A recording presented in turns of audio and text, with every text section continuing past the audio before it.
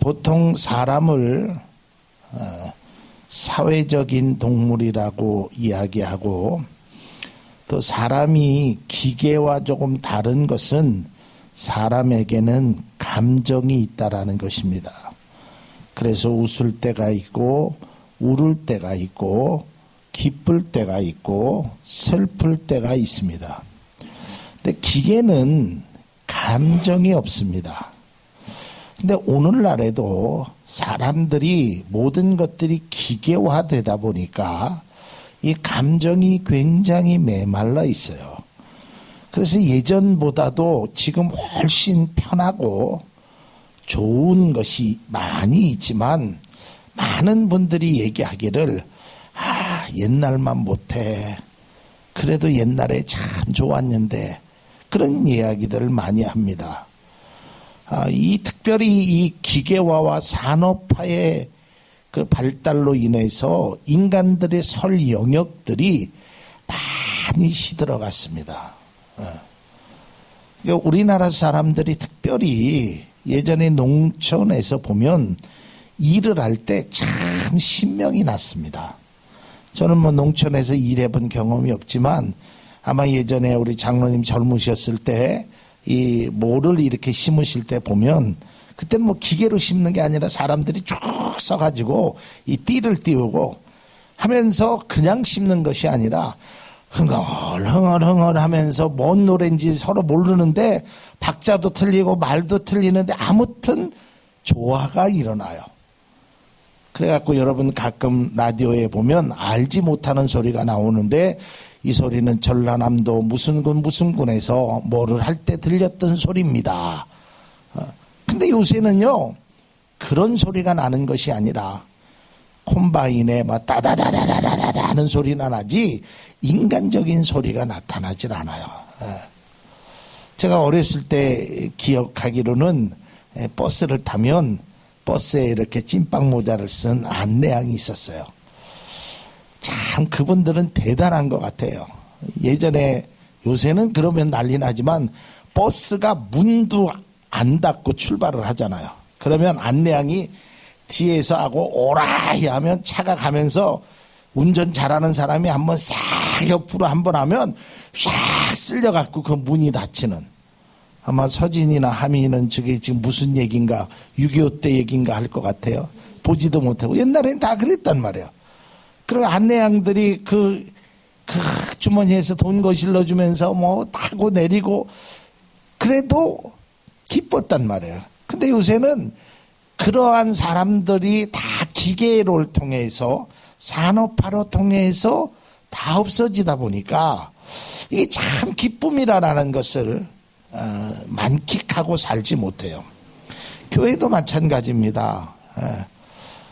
예전에 제가 신앙생활한 1970년대, 80년대 이때만 해도 뭐 교회에서 도란 뭐 이런 이야기꽃들이 많이 일어났는데, 요새는 예배 끝나면 가기 바쁘고 뭐 어떤 그런 속에서 기쁨을 찾기가 참 어렵다는 거예요.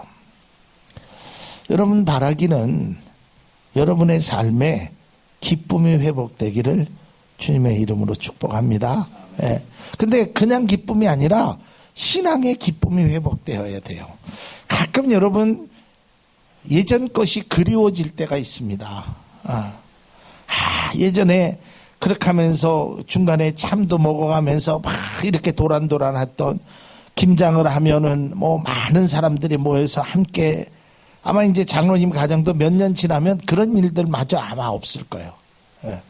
그냥 손가락 3번만 까딱까딱 하면 김치가 다 알아서 오고, 뭐 완전히 이런 시대가 되었단 말이에요.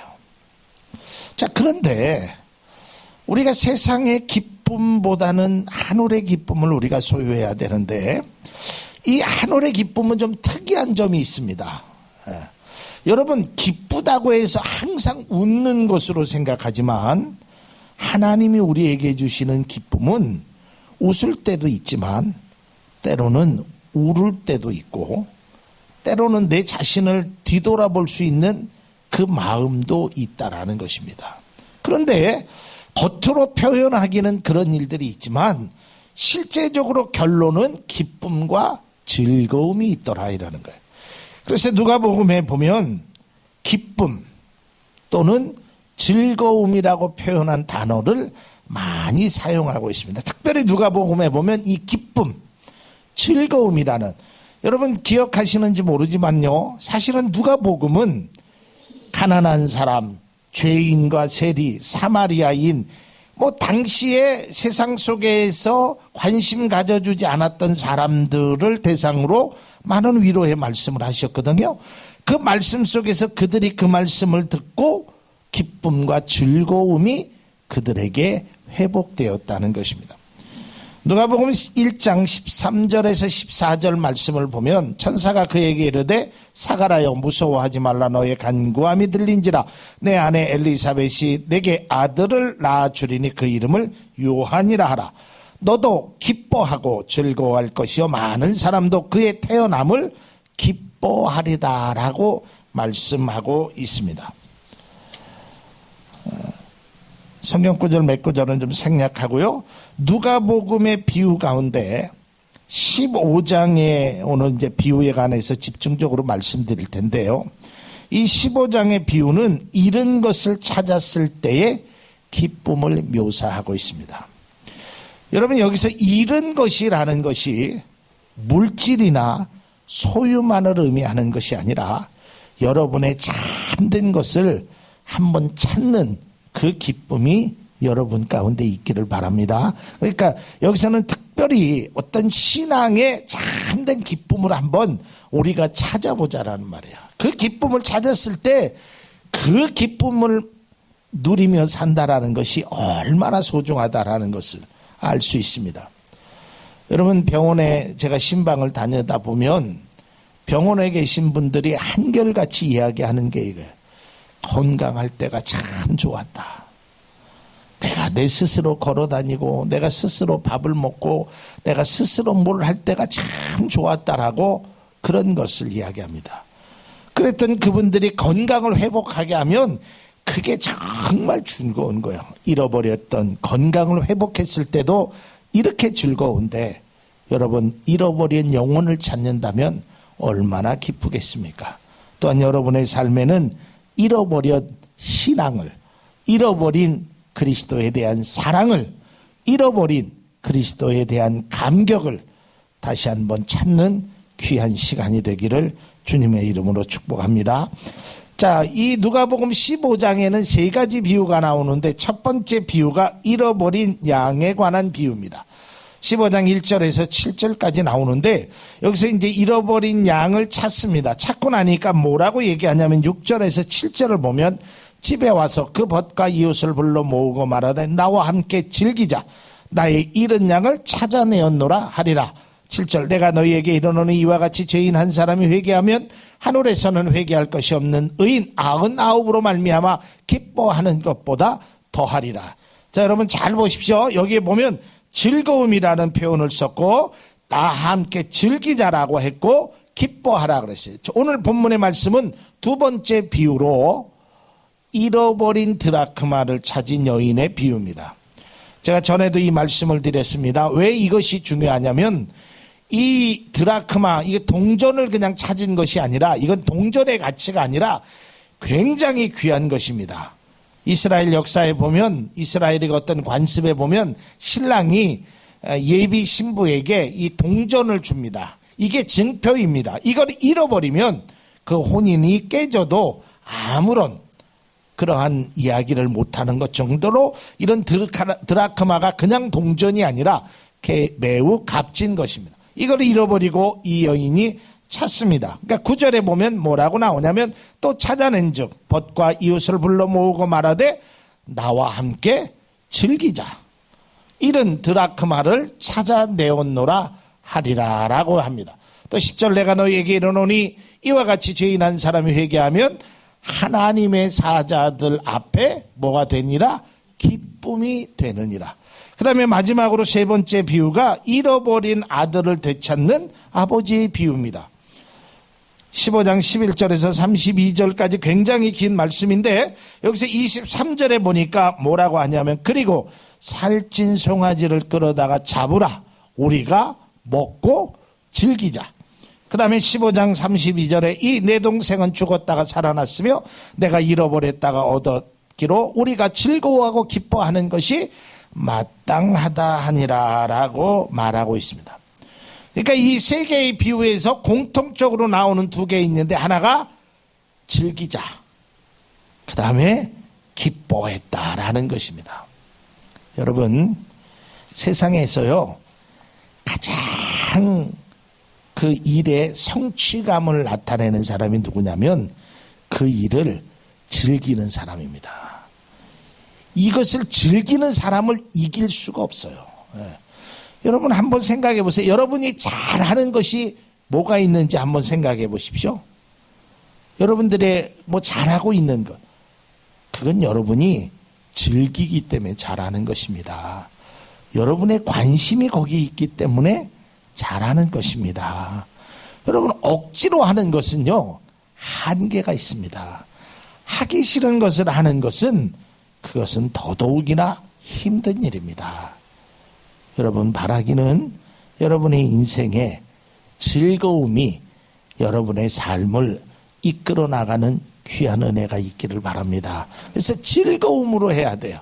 즐기면서 그 일을 행해야 된다는 것입니다. 음식도 즐거움으로 하면 맛만 있는 것이 아니라 거기에 영양도 있습니다. 공부도 즐거움으로 하면 더 성적이 올라갑니다. 또 내가 무슨 일을 하든지 그것을 즐거움으로 하면 그 일에 아름다운 성취를 만들어낸다는 것입니다. 여러분 미국에서 과연 운동이 몸에 좋은가 나쁜가 그것에 관해서 시험을 했습니다. 여러분 운동이 건강에 좋은 것입니까 나쁜 것입니까? 좋은 것이지요. 그런데 결과는 의외의 반응이 나왔습니다. 운동은 좋은 것만은 아니다. 사람들이 다 깜짝 놀랐어요. 거기에 전제가 달려 있었습니다. 운동할 때 즐거움으로 하는 자만이 건강에 유익하다라고. 그걸 시험을 해봤습니다. 이쪽 한 쥐는 자기가 정말 하고 싶어서 막 그 안에서 이 다람쥐 같은 거를 막 돌렸고요. 이쪽 쥐는 하기 싫은데 막 억지로 했습니다. 그 결과 다르게 나타났다는 것입니다. 하고 싶어서 한 쥐는 건강했지만 하기 싫어서 한 쥐는 그것이 오히려 당이 생기고 더 그 스트레스로 인하여 그 쥐가 건강한 쥐가 되지 않았다는 것입니다. 마찬가지입니다.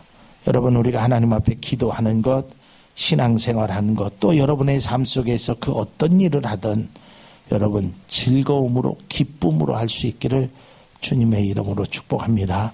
근데 그것이 그냥 외형적인 기쁨이 아니에요. 그냥 뭐 깔깔거리고 웃는다고 그런 기쁨이 아니라 진짜 내 안에서 솟아나는 참된 기쁨, 정말로 기뻐하는 그 모습, 내가 너무 기뻐서 눈물이 날 정도로 그런 기쁨의 모습이 우리 가운데 있어야 된다라는 것입니다. 자, 이제 말씀의 결론을 맺고자 합니다. 매우 중요한 것입니다. 첫 번째로는 예수님을 만난 사람의 특징 중에 하나가 바로 기쁨이었습니다. 여러분 예수님을 만난 사람들이 다 기쁘게 돌아갔습니다. 생각지 못했던 은혜를 받기도 하고요. 또 하나님의 큰 은혜를 통해서 죽었던 자녀가 살아나기도 하고, 친구가 중풍병자가 알았는데 중풍병자를 알았고 밤새 고기를 못 잡았는데 고기를 낚으기도 하고 다 기쁨이 회복됐습니다. 그러나 우리가 잘 아는 부자 청년은 재물이 많음으로 근심하며 갔고, 바리새인과 서기관들은 예수님을 만났지만 기쁨이 없었어요. 근데 이 사람들의 특징을 좀 면밀히 보면 이 사람들은 자기 게 너무 많았어요. 그러니까 변하지 않으려고 해요. 자기가 가진 게 너무 많다 보니까, 아는 것이 너무 많다 보니까 예수님이 어떤 말씀을 해도 그것이 마음에 요동이 없어요. 여러분 이런 말 아시죠? 아는 게 뭐라고 하죠? 힘입니다. 그렇죠? 근데 때로는 모르는 게 약도 될 수 있어요. 너무 많이 알면 오히려 그것이 나에게 마이너스의 효과를 나타낼 수 있다라는 것입니다. 여러분, 우리가 주님을 만남으로 참된 기쁨이 여러분 가운데 꼭 있어지기를 주님의 이름으로 축복합니다. 자, 두 번째로 굉장히 중요한 겁니다. 그리스도인들의 생활에서 참된 기쁨을 얻어야 됩니다. 여러분들의 삶 속에서 정말 우리가 필요한 것은 신앙의 주님이 주시는 그 참된 기쁨이 우리 가운데 있어야 된다는 것입니다. 여러분, 이제부터 우리가 여러분들이 주님 앞에 기도할 때 하나님, 내가 주님으로부터 오는 그 기쁨을 누리게 하여 주옵소서. 요새는 그런 찬송을 많이 안 부르지만 제가 청년 때 많이 불렀던 찬송이 내게 강 같은 평화였습니다. 내게 강 같은 평화 넘치네 할렐루야. 그러니까 그런 기쁨이 내 속에서 이렇게 막 넘쳐날 수 있어야 돼요. 이게 진짜 참된 그리스도인의 모습인 것입니다. 여러분, 예수님께서 갈라디아에서 그 사도 바울이 고백했던 것처럼 너희는 그리스도 안에서 참된 자유를 얻어라. 다시는 종에 얽매이지 말아라. 참된 기쁨을 얻고 기쁨이 회복되어야 되는 것입니다. 여러분, 기쁨 속에서 무슨 일을 행하든 그것이 참된 아름다운 열매를 맺게 되는 것이고 그 열매에는 진정한 가치가 있는 그런 것이 되는 것이지, 기쁨이 없이 여러분 무엇을 하든지 그것의 결과는 그렇게 바람직하지 못한 결과를 만들어낸다는 것입니다. 여러분들, 참된 기쁨으로 주님 앞에 날마다 나아갈 수 있기를 바랍니다. 시편 37편 4절에 이건 제가 새 번역으로 좀 번역을 바꿨습니다. 왜냐하면 이 개역 개정판이 조금 이해가 되지 않는, 개역 개정판은 이렇게 기록되어 있습니다. 제가 읽어드리면 37편은 우리가 잘 아는 말씀입니다. 37편 4절에 보면 또 여호와를 기뻐하라. 그가 내 마음의 소원을 내게 이루어 주시리라. 이거보다는 기쁨은 오직 주님에게서 찾아라. 주님께서 내 마음의 소원을 들어주신다. 여러분, 여러분의 기쁨을 오직 주님에게서 찾기를 바랍니다. 이게 진짜 기쁨인 것입니다. 그러면 그런 사람에게 주님께서 마음의 소원을 들어주신다는 거예요. 제가 지난 주일날에도 말씀드렸잖아요. 요새 사람들이 기뻐할 일이 별로 없습니다. 기쁜 일을 찾기가 참 어렵습니다. 그럼에도 불구하고 여러분, 주님에게서 참된 기쁨을 찾고 그 주님이 여러분의 마음의 소원을 들어주실 줄로 믿습니다. 느헤미야 8장 10절 하반절에 보면 이날은 우리 주의 성일이니 근심하지 말라. 여호와로 인하여 기뻐하는 것이 너희의 힘이니라 그랬어요. 하나님 때문에 내가 기뻐하는 겁니다. 그러니까 주일날 하나님 앞에 예배 드리는 그 예배가 기쁨의 예배가 되어야 된다는 것입니다. 마지막 세 번째, 지난 시간에도 말씀드렸지만 이제 우리는 주님으로 인한 우리가 기쁨을 얻는 것도 중요하지만 나 때문에 주님이 기뻐할 수 있다면 이건 정말 신앙의 멋진 것입니다. 그래서 지난 시간에 우리가 찬양 드렸잖아요. 나 주님의 기쁨 되기 원하네. 여러분들이 주님의 기쁨이 될 수 있기를 바랍니다. 하나님이 여러분들의 모습을 보시고 참 기쁘다, 정말 기쁘다, 이런 사람에게 하나님께서 더 큰 은혜를 내리워 주신다는 것을 우리는 알아야 됩니다. 우리가 잘 아는 스바냐 3장 17절에 보면 너희 하나님 여호와가 너희 가운데 계시니 그는 구원을 베푸실 전능자. 그가 하나님이 여러분으로 말미암아 기쁨을 이기지 못하시며 너를 잠잠히 사랑하시며 너를 말미암아 즐거이 부르며 기뻐하시리라 하니라. 하나님이 나로 말미암아 기쁨을 이기지 못한다. 하나님이 우리의 모습을 보고 너무 기쁘다. 하나님의 우리의 삶을 보고 너무 기쁘다라는 그러한 표현이 있다면 우리는 진정 멋진 그리스도인이 되는 것입니다. 사랑하는 성도 여러분, 우리는 하나님으로부터 기쁨도 얻어야 되지만 내가 하나님 앞에 기쁨이 되는 그러한 신앙인, 그리스도인 멋진 모습이 여러분 가운데 있기를 주님의 이름으로 축복합니다.